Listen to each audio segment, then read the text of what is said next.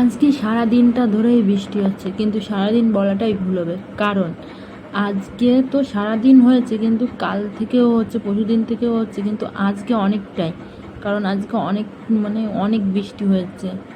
তো আমি ঘরে সারাদিন বসে আছি, আর আজকের ওয়েদারটা ভীষণ ঠান্ডা ঠান্ডা, ওই জন্য কাঁথা গায়ে দিয়েই বসে জানলার ধারে ভাবছি। তো ভাবছি বলতে বলতে তারপরে তখনও বৃষ্টি থামেনি, অল্প অল্প পড়ছে। তো ভাবলাম একটু বাইরে গিয়ে ঘুরে আসি। তো বাইরে ঘুরতে এসে দেখি ও মা, একদম অবস্থাই খারাপ। কারণ আমাদের বাড়ির সামনে যে ঘরগুলো ছিল সেখানে জলমগ্ন হয়ে গেছে, জলবদ্ধ হয়ে গেছে। তো জলটা যাওয়ার জায়গা নেই। তারপরে আবার আমাদের পাশে রাস্তায় ড্রেন তৈরি হচ্ছে। তো ওর জন্য আরও বেশি জলটা আটকে গেছে, জলটা বেরোতে পারেনি। ওই জন্য আমাদের এখানে অবশ্য জলটা ভরে যায় না, কিন্তু আগে একবার আমাদের বাড়ি একদম তলিয়ে গিয়েছিল। তখন আমি মোহনা রানাঘাটে চলে গেছিলাম। তো আমাদের এখানে তোমার কালী পুজো পর্যন্ত, কালী পুজোর পরেও জল অনেকটাই ছিল। তো আমরা প্রথমে যে বাড়িতে থাকতাম সেটাই জল হয়েছিল, কিন্তু এটাই হয় কি না সেটা আমি জানি না। তো এটা আমরা পরবর্তীতে কিনে এখানেই থাকি। তো এখানে নতুন ড্রেন তৈরি হচ্ছে, আর দেখো এখনও বৃষ্টি হচ্ছে।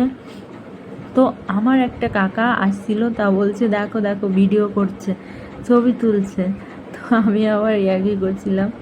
তো দেখো জল একদম ভরে গেছে, আর কয়দিন হলে আরও ভরে যাবে। তো তার জন্য আবার ওখানে পাইপ দিয়ে এখান থেকে জল সেচে ফেলতে হচ্ছিল। একটা মামা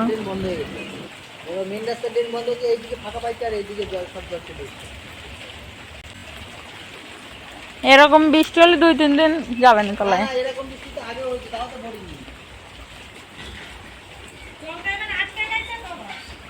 মেন রাস্তার ড্রেনে জল যাচ্ছে না তো, ওই রাস্তায় আমি সাবল নিয়ে গেছিলাম সব ড্রেনে।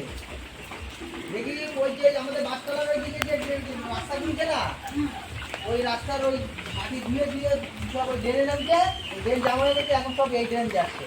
এই ড্রেনে কত জল যাবে? ওই ড্রেনটা দিয়ে সব জল এই যে এখান দিয়ে আসতেছে। দেখো